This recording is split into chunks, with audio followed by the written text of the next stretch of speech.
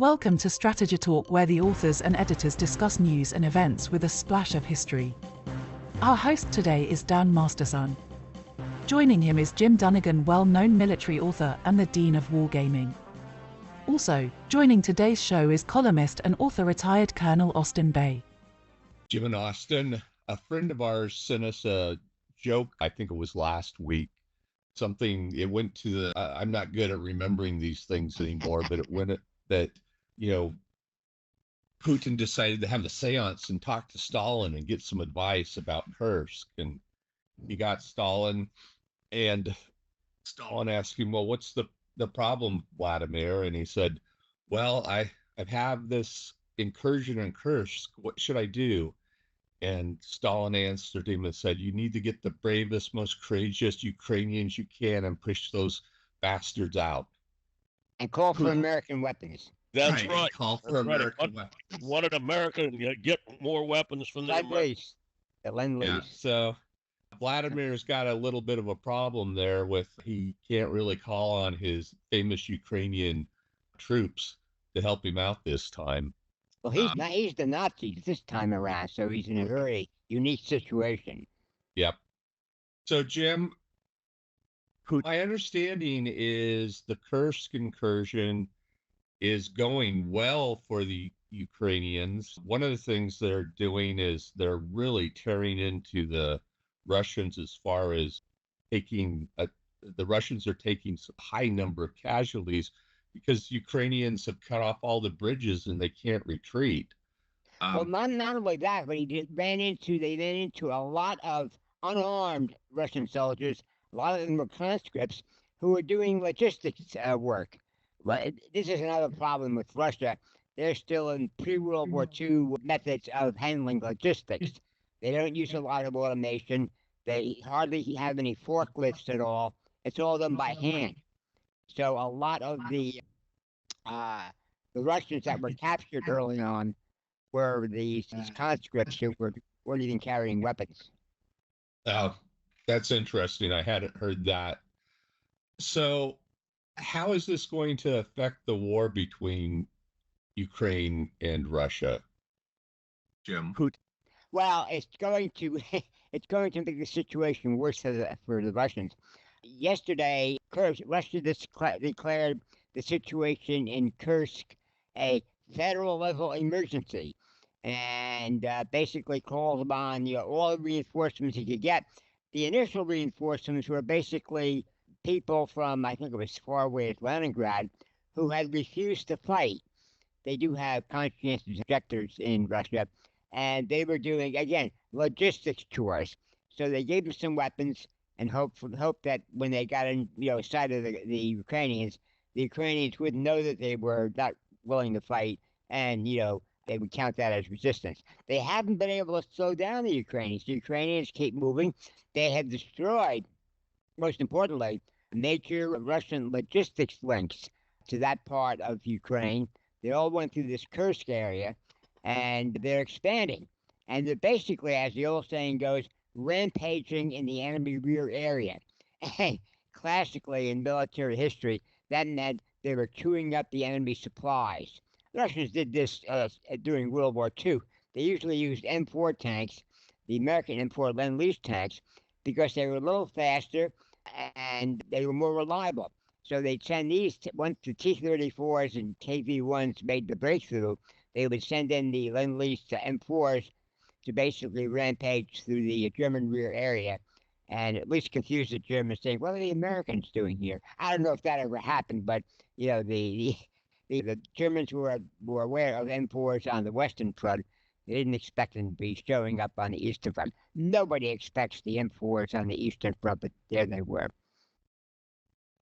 Austin, what's your thoughts on the Kursk incursion? Well, I've got a lot. For one thing, we're recording this on August 30th, and the incursion began on August 6th. So it's gone on 24 plus days. They have, at first, there were very widely varying estimates of the number of Ukrainian troops that were involved in this operation. There was one that said, well, it's just a few special mobile battalions, and they're going to running around, and it's to just distract the Russians. And then there was one that I read by a logistics expert. He says, this looks to me like a small corps. And he went and described it. He thought that there was at least 15 to 20,000 Ukrainian troops involved in it. However many, and I think that it's certainly more than 3 or 4,000. Yeah, you start putting numbers down, but to have covered the area that they've covered, they're going to have had supply formations, keeping the forward troops supplied. You have to count those in, and I think that they've got at least 7,000 or 8,000 troops involved in this. Now, why are they doing it? Well, for one thing, is they disrupted Russia politically, and I think militarily. Well, I'll say why I think there was some hesitation, is because the Russians have maintained the attrition warfare grind down on the Donetsk front, where they're still trying to seize all of the Donbass. Now, down there, it's World War I, or worse than World War I, but it's, make a few meters and lose several hundred Russian troops, either wounded or killed. Now, how many? There's been a shift, and Jim may be able to come up with the name of the village down there, but it's been fought over now for several months, where the Russians claim that they've taken it. It'd take a move of about 5 to 6 kilometers to have done it. But how many troops did they lose down there? The Ukrainians are claiming that they're killing and wounding 1,000 plus every day in that sector, every day that the Russians continue these heavy World War I attrition-type attacks. Meanwhile, back in Kursk, the Kursk region of Russia, the Ukrainians have done, as Jim said, knocked out a lot of supply routes, cut off troops, discovered, and I hadn't heard that either about the unarmed Russian troops, but I'm not surprised. Now, one of the things that they have had a military effect, Lithuanians reported, let's see, I said today's the 30th. I think I read this 5-6 days ago. Lithuanians said that the Russians had been moving troops out of Kaliningrad. Now, yeah, I read the same thing. Did you read that? Okay. Yeah, these were the unarmed refuseniks. Yeah, but these guys were unarmed, Jim. They were moving. They armed them, but they weren't really willing to fight. They weren't eager fighters, and there are a few eager fighters left in the Russian army. It got gun shy. All right, but they're still pulling them out of their prized exclave on the Baltic, and presumably up to St. Petersburg and back. They still haven't committed the regime protection corps that sits around Moscow, at least in any of the reports I've read. But besides the disruption and the Ukrainians showing that if we decide to go to attack you, we can.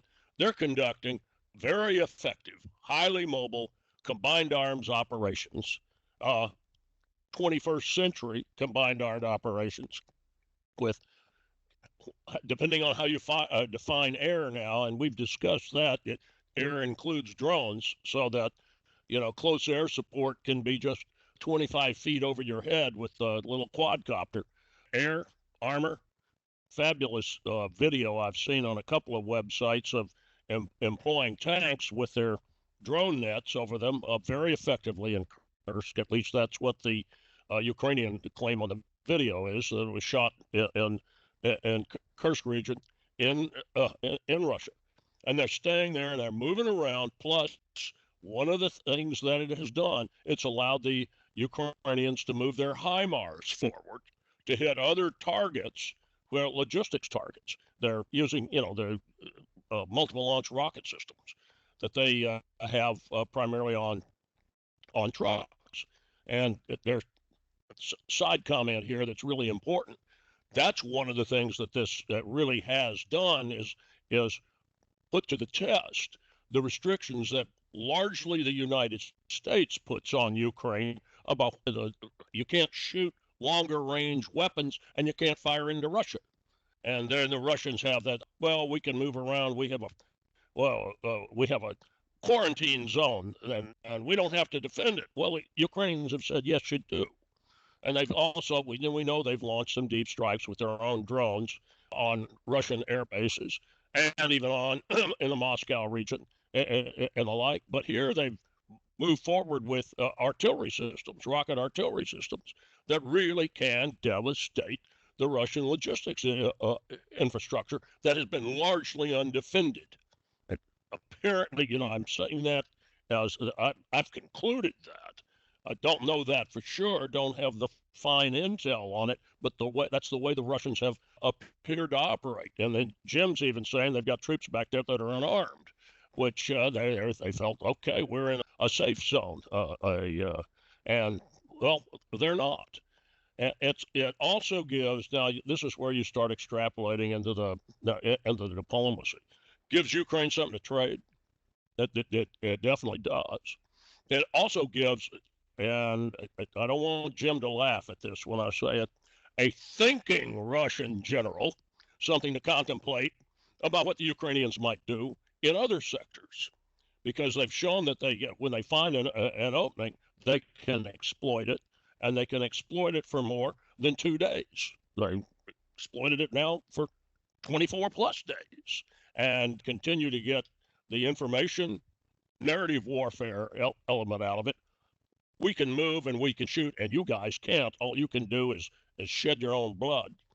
It opens up even some of the things that we talked about. This as a possibility several weeks ago when we were talking about Ukraine's success in the Black Sea, denying it to at least Russian surface ships, and even doing some things that to deny Black Sea to Russian submarines. Well, Ukrainians have shown they're capable of using drones to hit seaports. They might be able to hit it with special operations troops as well. And then one of these shock strikes that they get the headlines out of it, but they also destroy Russian naval vessels. Again, the logistics system, the pressure. This would be a very interesting payoff, which is the U.S. to drop its restrictions on using ATACMS, the Army tactical missile system that has a much longer range, and let the Ukrainians use it to hit the targets that do threaten them that are inside Russia. It may have, and I'm not the first person to say this, it may have also exposed that Putin is a total bluff when he talks about nuclear war, because he has been so slow to respond to it, it almost looks like he's dumbfounded.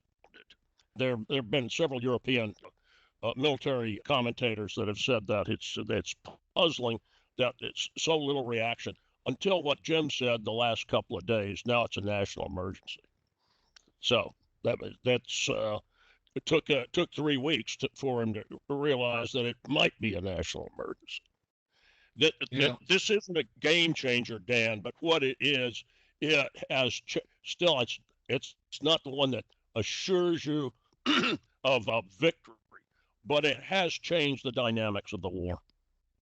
Yeah, Jim, I understand there's a couple of other things going on.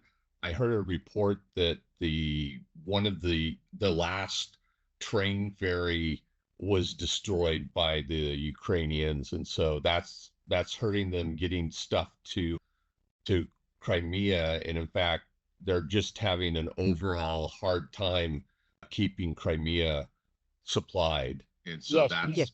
People haven't noticed that the Ukrainians have been quietly, but relentlessly shut off Russian logistics, routes, sea routes, and road and railroad routes to Crimea. Crimea is connected to the mainland by a very small isthmus, and so they depended upon the sea routes more than the land routes, because the Ukrainians have already destroyed the railroad. They've blown up the roads.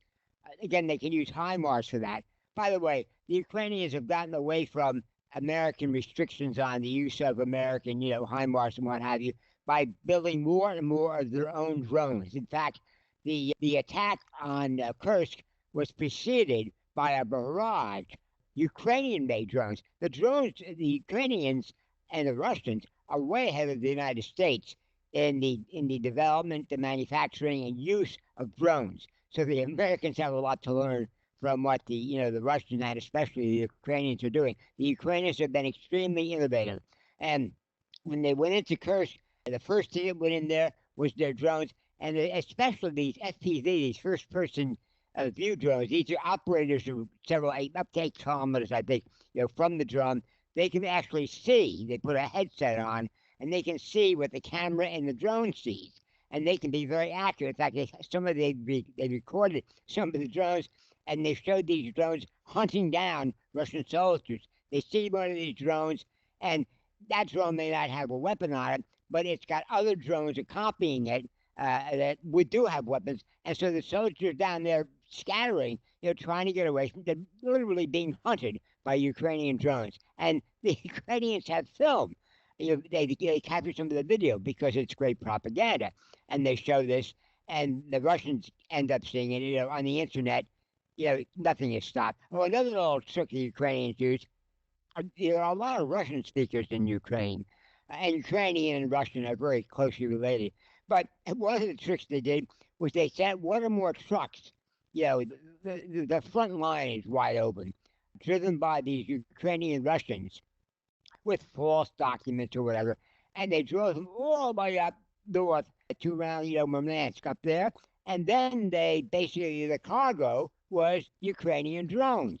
And then they launched these things, and all of a sudden the Russians found out they were getting attacked by Ukrainian drones in Murmansk. Now that's 1,800, 2,000 kilometers, from Ukraine. And they're wondering, how did this happen? Do we have traitors? She says, no, you just have clever Ukrainians who are pretending to be Russians, driving trucks all that distance, and then unloading their drones and making the attack. The Russians can't keep up with the innovations and the various deceptions that the Ukrainians keep springing on them. And more power to the Ukrainians, because they have more ideas than the Russians have, countermeasures. They managed to countermand some of the initial attack, but the 15,000, 20,000 Ukrainians that were sent into the Kursk area, as Austin pointed out, included a lot of supply personnel, because, as the old saying goes, amateurs study tactics, professionals study logistics. So the Ukrainians have paid close attention to their logistics, but they've also shown that they can basically live off the land. Again, Russian-speaking Ukrainians say, hey, we need food for the troops. They don't say whose troops. The Russians think it's, Russian troops, but these guys are basically collecting supplies for Ukrainian troops. So this is something that's unique to Ukraine, because you have so many Russian speakers, in the Ukrainian security forces, their version of the CIA. In fact, the Ukrainian CIA and the American CIA in 23, they cooperated on some, electronic warfare deals in Ukraine, and the American CIA guys are basically learning from the Ukrainians, because the Ukrainians have been operating under fire, for over 2 years.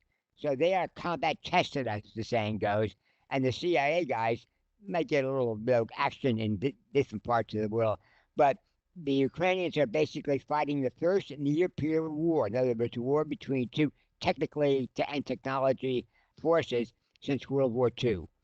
So this is a major operation, this whole war in Ukraine, that the Western military staffs are learning a lot from. Because if they ever speculated on how a future war would go, well, now they've got one. Nobody ever expected Russia to invade Ukraine and trigger a now going on a 3-year-long war using modern weapons, and using a lot of weapons nobody ever knew existed, because in wartime you improvise a lot faster. When your lives are on the line, you think a little faster and you build things a little faster. I mean, that's happened in every war we've ever been in, and the Americans, of course, are trying to learn. They can learn from it, but they can't really implement it. They're not under the stress that the Ukrainians are. And the Ukrainians, they tell me, look, guys, we're fighting for our lives. You guys are fighting for, your GS-14 Patriot, and that makes a big difference. But the, the bottom line is the Ukrainians are winning, and Putin declared a federal level emergency in the Kursk region because he did not know what he could throw in there to stop him, and so far he cannot. And apparently, the Ukrainian offensive is going on in other, as Austin pointed out, is starting to pop up in other parts of the front line. Yes, Another, absolutely. and another problem that the Russians have is they are running out of soldiers. They lost over 500,000 soldiers, dead, wounded, captured, missing, deserters, and what have you. And that's a large number of people. But worse than that, the word has gotten back to Russia that if they send you to Ukraine, you die. And now Ukraine is coming to Russia. So the Russians basically have nowhere to hide.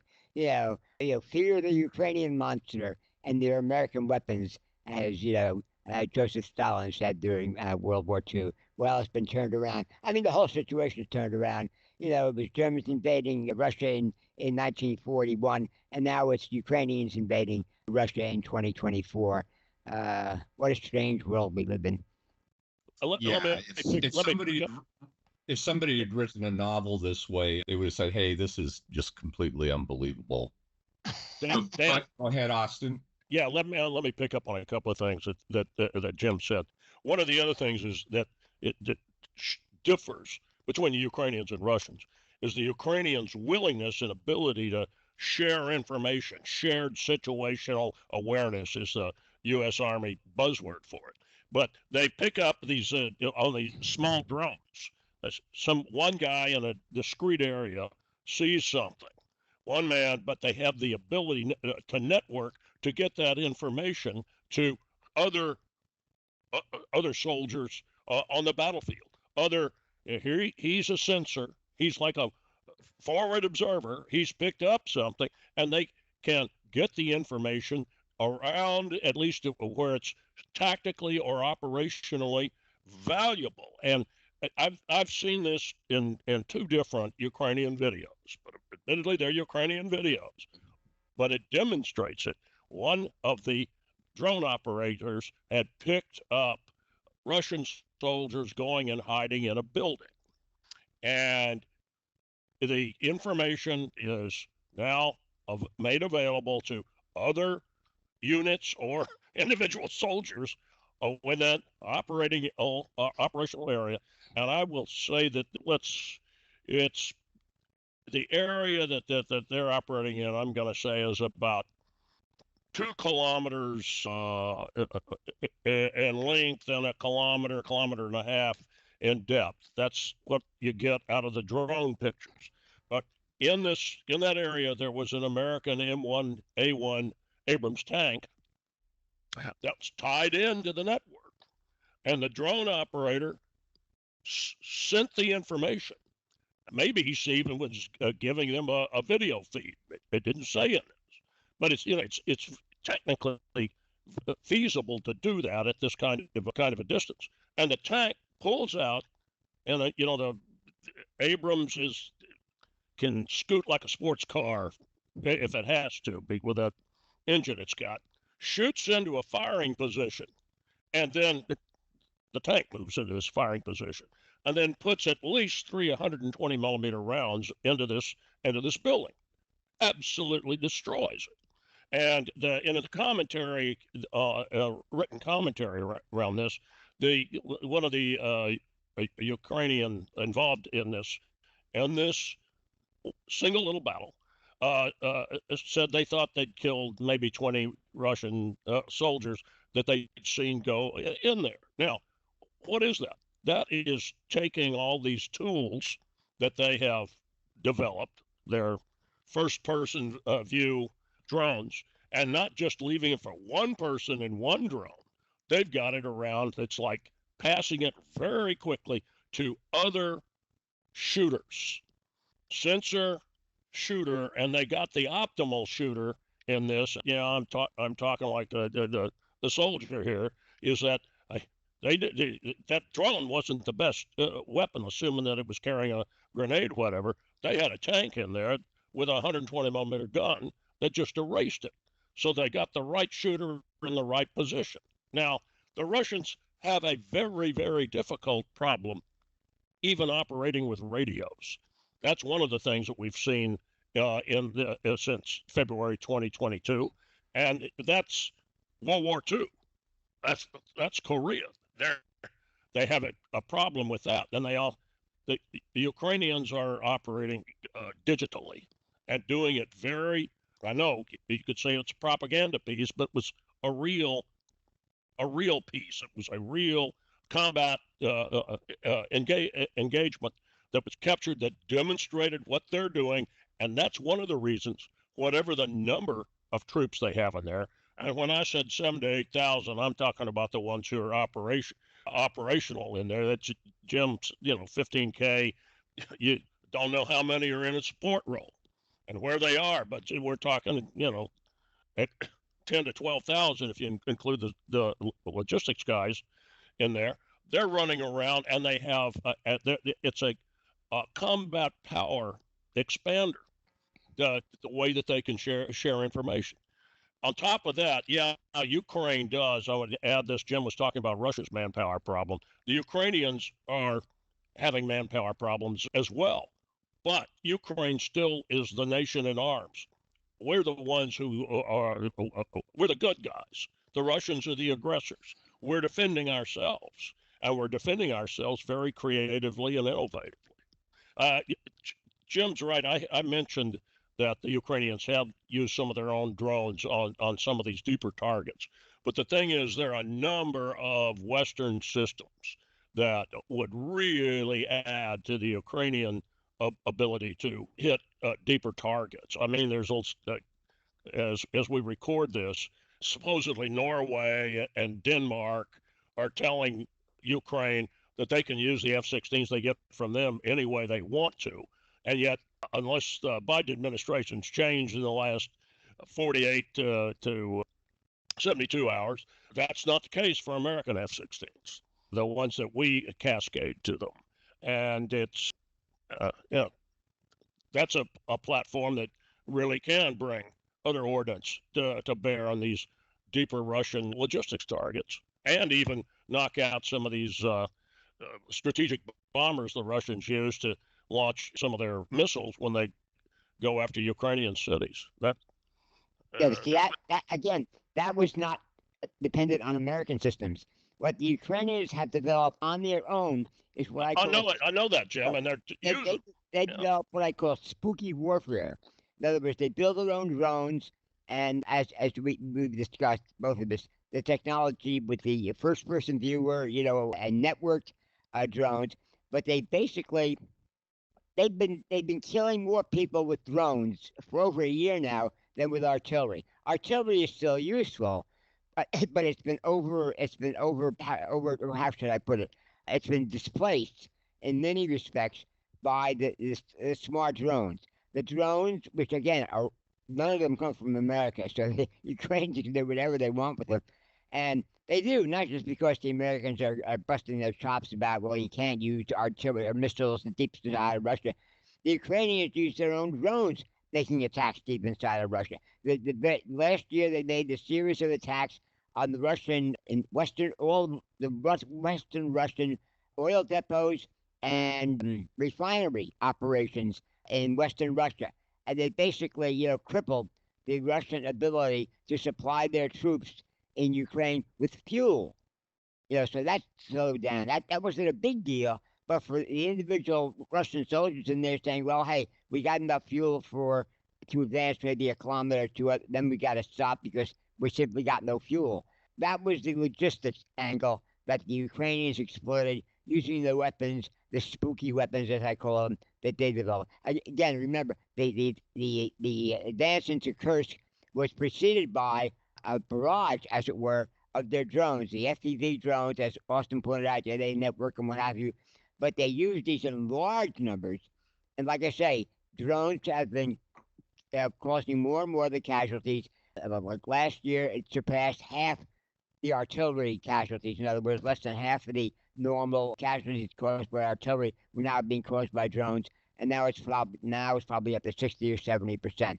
The drone technology is a major development, which hopefully the United States, the Department of Defense, will make something out of. Like I say, once it gets caught in the bureaucracy, the drones become a lot more expensive, more difficult to use. The usual drill, you know how that works. But the Ukrainians are demonstrating in actual combat how the new drone technology, Ukrainian made drones, Ukrainian designed drones. In fact, Ukraine has because of their drone technology, they've encouraged individual Ukrainians to, in their own homes in some cases, design and build new drones and basically sell them. In some cases, they just give them to them, because a lot of Ukrainians have family members, fighting in the war. So they say, hey, Vladimir, here's a couple of new drones we developed. Use them. Come back safe. So it's a unique war because nobody realized before 1922 how pervasive the use of drones would be. And so this is the real 21st century warfare. It's not only the first major war since World War II, but it's one nobody ever expected. I think Austin pointed this out. If you try to tell somebody this is what a future would be, that's fiction. That can never happen. Well, that's a bywater of most wars. That can never happen because that's what does happen, and it's happening here in Ukraine. Yeah, like the U.S.